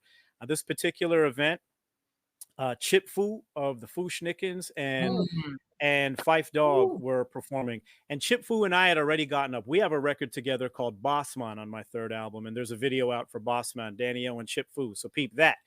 And Chip Fu performed and Phife performed, and I'll never forget it because halfway through Fife's performance, he had to stop. He put his hands on his knees, he bent over, and he didn't look so great, and he told the audience onto the mic, he's like, yo, shit, man, I need a cranberry juice right now, man. And the audience was kind of perplexed. Like, we didn't know, is this part of the show or is he, and he was having some issues. His issues with diabetes were getting at him. Someone literally did get him a cranberry juice. He needed to sit down. I went and got the chair and brought it onto the stage for Phife to sit on, while Chip Fu returned to the stage and did a couple of songs to let Phife catch his breath. He got back and went into his set again and went through a bunch more songs, and close to the end of what seemed like the end of his set, once again, it had hit him. And then he started apologizing to the crowd, talking about how, Toronto, I'm sorry, of all the places in the world, this is the last place where I wanted to put on a bad show, da-da-da-da-da. And I was like, bad show? This is the dopest thing I've ever seen in my life. This man was battling through his physical condition and decided not to quit, not to run off stage, not to say I can't do it anymore, but he trudged through that shit twice through 2 bouts of I don't know what it's like to have that condition, but he was hurting, and he came off stage, and I personally, and I remember doing this backstage, talked to him, and he's one of the very few, but God bless you, Phife, you're one of the very few people I've met who are shorter than me. But I was like, bro, you that was the dopest thing I've ever seen. I've never seen, like, it's enough that you're a legend and your music's incredible, dude. For you to have pushed through like that, one, you have nothing to apologize for, you have nothing to be embarrassed about. That was a show of strength and determination unlike anything I've ever seen on stage ever before. And I have the distinction of being able to say that I was the host of his very last Toronto performance. Wow. Shouts to my man, Chris Jackson, my manager. We hosted an event called Big Ticket that ran for several years and was a really dope monthly hip hop event. And when we started bringing up artists, Phife was one of the last ones from your side of the border to come up and rock. So obviously I met him again, introduced him again, brought him on stage again, and he killed it. And that was his last show in Toronto. It might have been a couple of years later that we lost him. So that personal connection, although I could talk about a lot of MCs, of course, makes me give you Phife Dawg as my answer to the soldier that we lost that probably hit me the hardest. Joey, before you say yours, Danny-O, please plug your Instagram and your social media so we can let you go, so you can do what you need to do. I appreciate you. Yeah. Thank you so much. Danny-O 1010, DANEO 1010. It's sliding across the screen there on Instagram. Danny-O 10 on Twitter or X or what have you. And of course, if you spell my name with the dashes, Dan-E-O, that's how you'll find me on literally any music streaming platform there is. Danny-O.com is the website. My brand new album, Vigilante, drops May 10th. And I'm very excited about it. It is by far my best record. And we'll discuss that on part 2. Right. You know what I'm saying? But I want to thank you for having me. And I also want to thank you for this format. It was amazing to politic with you, Joe Politics. And yes, sir. I hope we'll get up again. I already connected with both of you online, but I'd love to do this again. And I love that this representation of unity of 3 brothers who didn't know each other before, who are brothers now because of hip hop. And thank you for the opopportunity to plug my music and my career and everything I'm doing. So make sure you And make sure you guys exchange information when this is over, so you all can keep building off of here, please. Absolutely. Definitely. Throughout the interview, I was already hitting him up, man. So he's got links and he knows how to find me. And same with you, bro. We will get up again. But thanks again. I'm off to get baby girl to bed, and we'll chop it up again. Go ahead, man. I remember that life. I got grown ones now. They're grown now. Right. You already know. You already know. Handle your business, brother. Handle your business. Thank you for coming, yes, sir. Yes, sir. Danny O, ladies and gentlemen, make some noise for that brother right there. Danny O, yes. Appreciate you, man. Album May 10th. Look out for it. Look out for it. Vigilante. Yes, Vigilante. 2024. Yes, sir. All right, man. Much go love, take guys. care of your daughter, brother. Go. Good. Yes, yes, sir. Peace. Joey, out of everyone that we lost, man, which one still impacts you the most whenever you take time to think about that? Which one? Who's the artist that you just be like, I can't believe he's gone after all this time? It's hard for me on all levels when it comes to different people, but just categories, if it's hip hop or if it's anything else, or if it's R&B.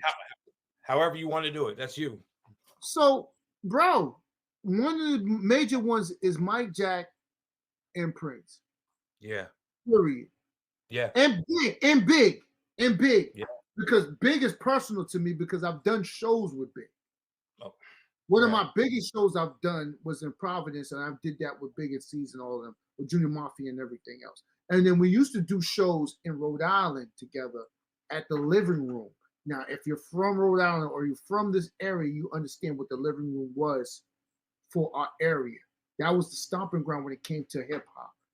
Because remember, at that time, particularly in the 90s, it was so wild around here. You couldn't do shows out here in Boston. No. We had to go to Rhode Island to do shows. And that's how Concrete Click got big, because we did shows in Rhode Island, the Living Room. And because people from Boston came to the Living Room who could drive, who weren't, you know what I mean? They done spread that word back home, because now you can see us perform, because we couldn't perform in the city because it was that wild. You know what I mean? So Big is is one of the ones which, for me, touched me, especially because the close connection with Clark Kent. Right. Because we're part of that crew. The Bigs, the Jays, all of that. We're part of that. Especially back then. You feel what I'm saying? Shoot, KT was in Cali when he got killed. He was at the same party. Wow. He was at the party. Tone called me and was like, bro, don't you know? And I cried, bro. I literally cried. I was like, yo, do you know Big got killed, bro? Damn. And I said, yo, you kidding me? I was like, yo, go home, bro. I had to tell, like, yo, Tone, go home. Clark, go home. All of them were out there for that party, bro. Yeah. That's what I'm saying. So when it comes to part of history, I've been part of history, bro. Yeah. You know what I'm saying? Our hip-hop history. So, you know what I mean? I told him, like, yo, go home, bro. Come home. And they were talking about how bad it was trying to get home. Like, dudes sneaking off trying to get home because they didn't know how, if they was going. It was crazy, bro. That time was a crazy, crazy time back then. You know what I mean? For that. But let's go to Prince and let's go to Mike Jack. There will never, ever somebody like these individuals. You would have to You would have to start as a child and make the level of hits he's made until he was an adult to mimic his life. Yeah. Absolutely. Yeah. And then with Prince, you would have to have that much talent, being able to produce your whole album. You played every instrument on all your records. Yeah. Yeah. To get to that level. Yeah, that part.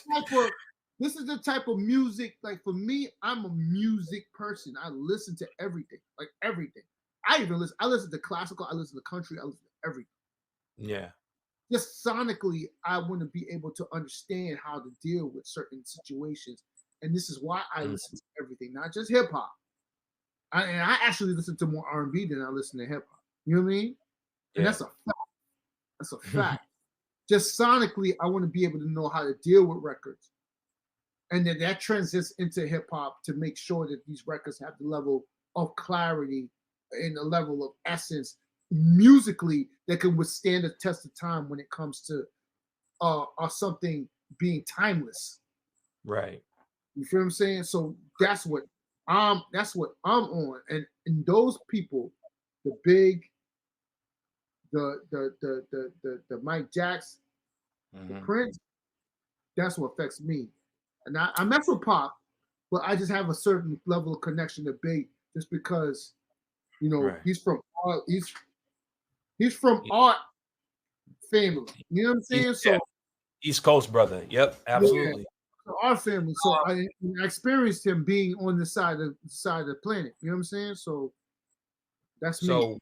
So one last question for you, and then I'm gonna let you go. With all this that you've done, you came back to do another album called Renaissance Me. Why did you do that album in 2023 after everything else you've done? Why come back to it? I'm not saying don't come back. I'm glad you did, but why did you decide to want to come back to rap now? Because you know us elders, we don't get. You see how they treat Kane and Slick Rick and Q-Tip and Primo and all these cats that are they don't get the same respect that for being legends. So no, that's not necessarily. Listen, this is the beautiful thing about our time. That's not necessarily true. Okay, school me. I'm a school. I'll school you on this particular aspect of it. This is a special time because beyond any other time, you are privileged as an individual to be access whatever you want to access individually. When we were coming up, we had to be. It was a cultivated market. You had to, you had to listen to the radio, find these records, like these records, and then to purchase these records. Whereas in 2024, if you like something in particular, you don't even have to listen to it. Me, because I'm in music, I listen to everything, but that doesn't necessarily mean I like everything. Because I knew what level of care that we had to have in our era to be in this era. And that's why I say to myself, and even people who come in after us, it's the level of respect that you have to have for the music for it to continue. If this thing of ours has to continue as hip hop, we have to, as a community, respect who came before us.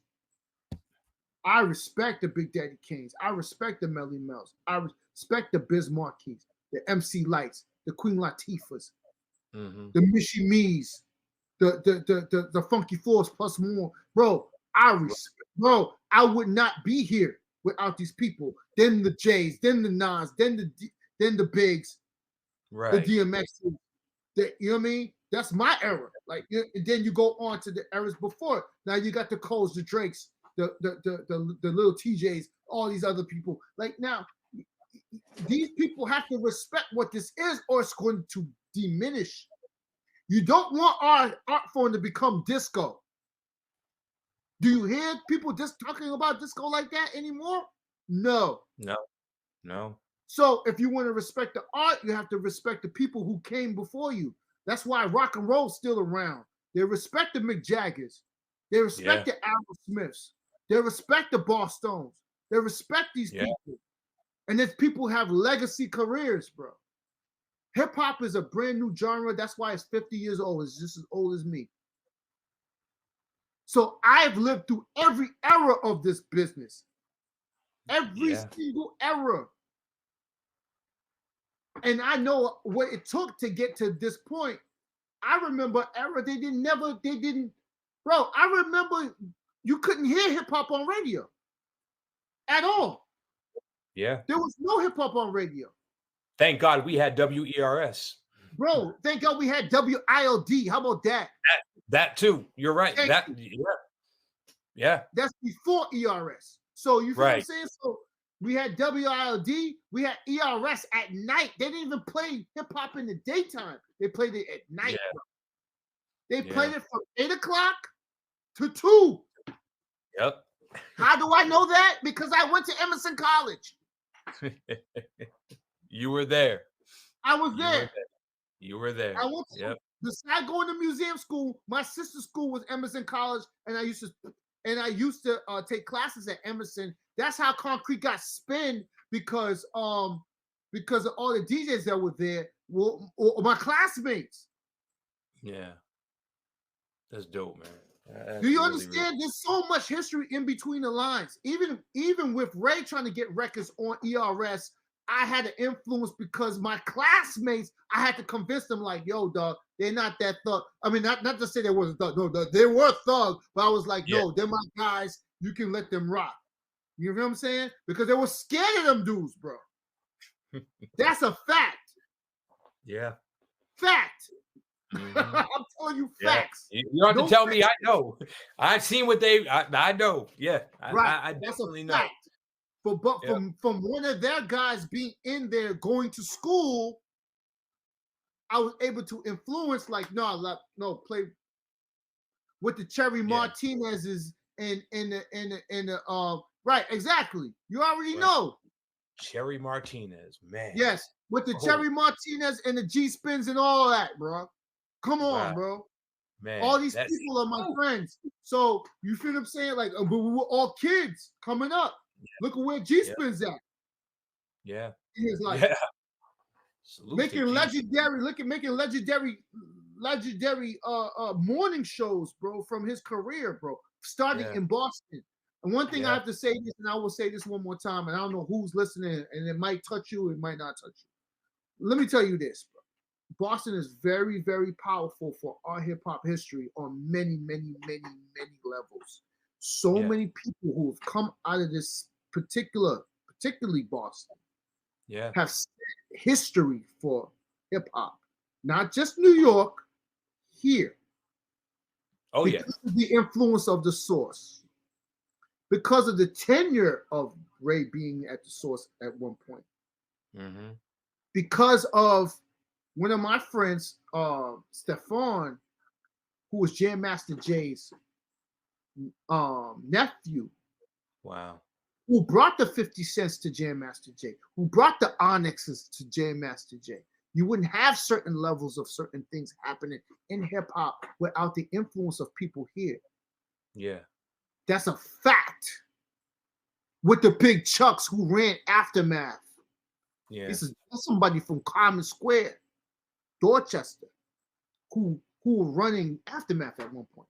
Yeah. Like, bro, influence throughout what we are. Boston, you should take pride in the history that we have here from the people who understand what the history was. And one of the persons who ushered in the history, you should respect the way of the path that we built so you guys can come through the door and not even understand what the fuck this shit is. You know what I'm saying? But that's on purpose. Yeah. It's on purpose. DJ Premier. I'm not going on a rant, but I'm not trying to go on a rant. I just want to be, and the real crazy thing about it is I'm appreciative of all the new groups that are coming out of here because I love what the Millers are doing. I love what the Last Days are doing. I love what the Smoke Bulgers are doing. I love what the all the new people that's coming through, bro.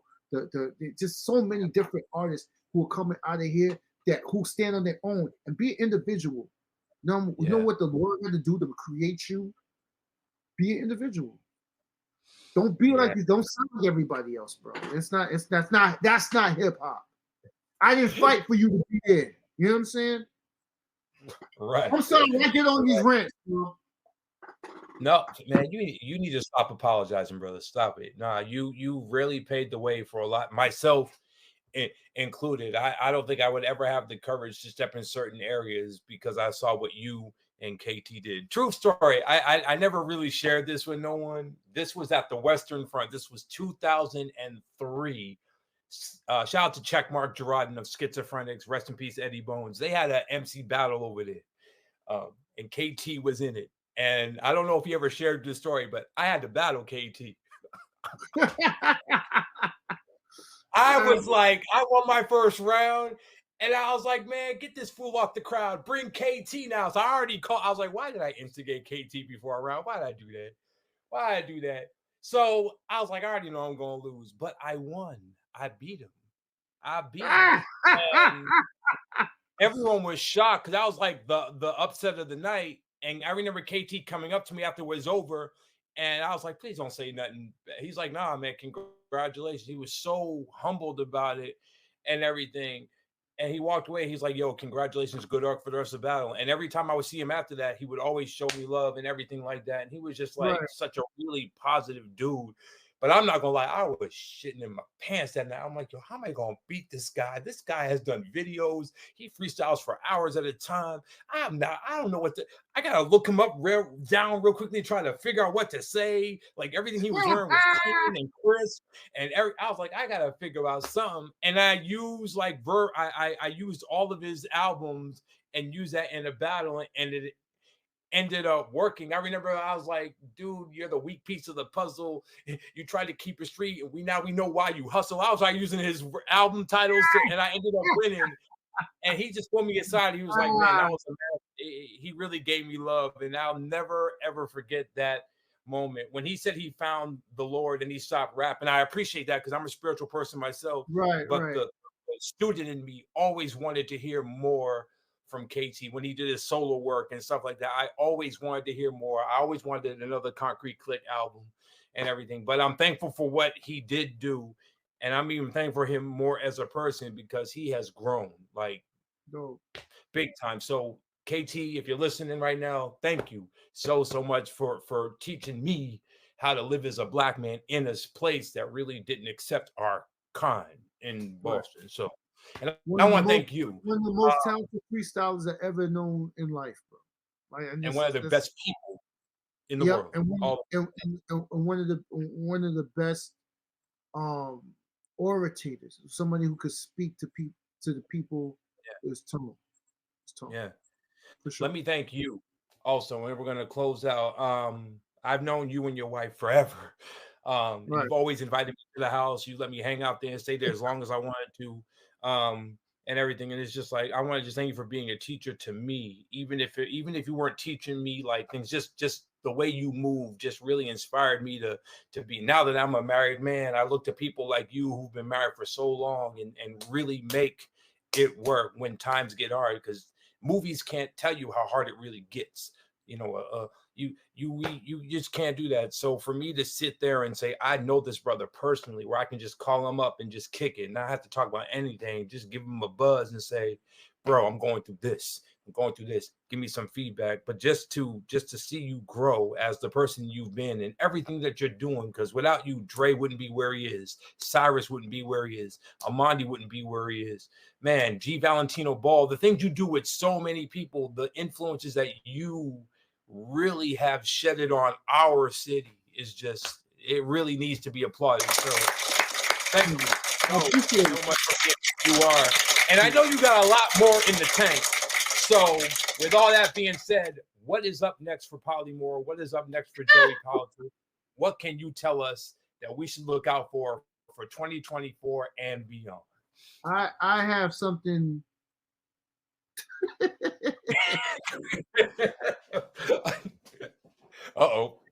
I mean, I got a few things on the back burner that not on the back burner, but on the back that's going to resonate in the front. And because now as a businessman, I run with a lot of different people. I can't divulge too much, but at the same time, you already know when I come through. You know what I mean? Obviously, on the real estate side, for me, which I see for our people is the gain in ownership is one of the things that I'm moving towards as an elder statesman. It's owning the spaces that we are in. You know what I mean? So now people can't tell you to leave if you own the space. So that's what I tried to do with the muses. And not try, I've done. Having Muse 1 and Muse 2, I obviously tried to go after mojitos at one point, and I took control for a hot second, but had to backtrack out of that just because it wasn't meant for me and my family to be into, just because of the level of what we had to go through to get to that level. But no slight to them. I wish them great on their endeavors, but I have other things coming through the pipeway beyond this, and not also in our country, in other countries as well. So now when it comes to entrepreneurship, I'm trying to take it like for me personally, I'm trying to be the greatest at business as I could possibly be. You know what I mean? Not sectioned to one aspect of business being, not just music. I want domination throughout whatever I do. And then on top of that, empowering people around me as well. So because the how you 10x a business is in delegation. It's me delegating to other people and making sure that they can grow their dreams and their businesses as well. And this is how you get true wealth through that. So that's what I'm on and experiencing now. Not just music. Music is a love and a passion that always will keep close to me. But now when it comes to moving into business, I'm trying to do something beyond what that is, and then keeping the same passion, because just like you said, Renaissance Me, streaming now on all platforms, Joe Politics, right? So you can listen, and that gives me the power to be able to make these records and do whatever I want to do without no reservation. You can't tell me what to do. I don't have to do it because I'm starving. And that's the one thing that I did when I was younger. I would, it's nothing cool about being a starving artist. I don't give a fuck what no one says. And I'm just gonna be blunt. There's nothing cool about being a starving artist, bro. You have to, first and foremost, take care of your family first. Once you take care of your family, you do everything that you need to do. If I have to double back and do my passion, I will. Because now I'm not held to it. Like, I live better than some of these rappers. So, you know what I mean? I can do what the fuck I want to do at the end of the day. So if you can hold your family down, make disposable income to do what you need to do, then you could do that. But don't starve yourself out. I don't recommend that. I don't. You have to make sure that your family is good first, or whatever works within the means of what your family is. Family is first. You work for your last name, not your first. Period. Yeah. Period, bro. Wow, that's dope. And I don't care what you're doing, dog. You might have a passion, but if your passion is going to be the sacrifice of your family, then that's not it, bro. Because you're only here to do two things: love and inspire. You love your child, you aspire them to be great, and you build upon that love, and that person, push that person onto your universe, and they'll be the best that they can possibly be. If you can't do that, and you're being selfish and try to sacrifice your dream, you can get to your dream, but make sure your family's first, and God will bless you through that point. I am a testament to that. Once I figured that out, everything around me changes. I've lost it and got it back, bro. And that's a fact. Take him to church right now, man. Oh, I'm sorry for preaching. I'm not trying to preach, bro. You know what I mean? It's okay. Someone needed to hear that. No, that's pretty dope.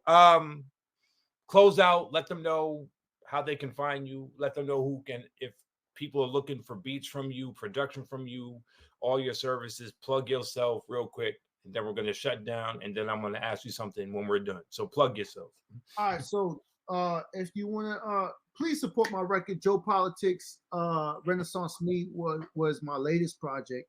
And I also have, I'm part of the crew, one half of Concrete Click. You can also see that Lyrical Terrorism on streaming platforms as well. But recent project is Renaissance Me. It's on every streaming platform.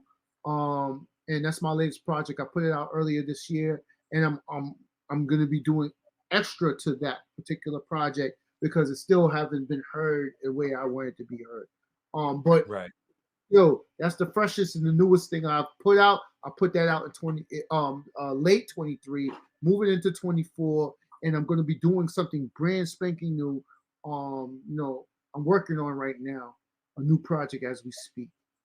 So I'm gonna keep music coming, man. When this is your passion, it don't stop. And that's the thing. When it comes to hip hop, bro, hip hop is an early art form. We're only 51 years old and legitimately. You know what I'm saying? So just like rock and roll was early and the same, but you gotta respect your elders in the game. And it always look at all the golden era. That's where you see all the true lyricists. This is what I stand for. I stand for lyricism. Always has. Bro, I stand for lyricism. So when Yeah. it comes to that level, if you want to hear that level of music, then you're welcome to come and listen to me. Because obviously it's a great thing that you have different aspects of hip hop that you can listen to. But if you want to listen to that classic sound, you want to hear that the heavy bass lines, snares, drums, samples, and somebody spitting over these joints. Ooh. Come see your boy. That's right. Come see your boy. That's right. There you go.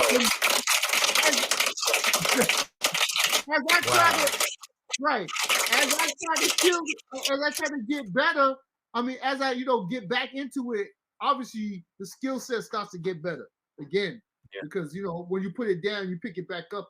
You know what I mean? I love this thing. I love hip hop, bro. One thing I love what we do. And it's the thing. It's not what we do. It is us. I am hip hop. Hip hop. Yeah. I am that. Yeah. Shoot, we wear Adidas and we wear Polo and we wear Izod and all this because of us, bro. We started that shit. So I still wear Diodoras and I still stay fly, even though I wear suits and ties. I come from the flyness. Come on, fam. This is it. We the guys, bro. We the cool kids, cuz. I'm never setting that down. And I'm never giving that to y'all. That's mine, bro. You started it. You kidding me? I'm never giving it back. Bro. I'm never not gonna be a cool ass nigga. It ain't gonna happen, bro. Until I die. Ladies and gentlemen, the Dagmos is coming out in Joey right now. Until I die. I love it. I love it. I love it. Guys. And y'all conform to what we built. So that's what it is. Facts.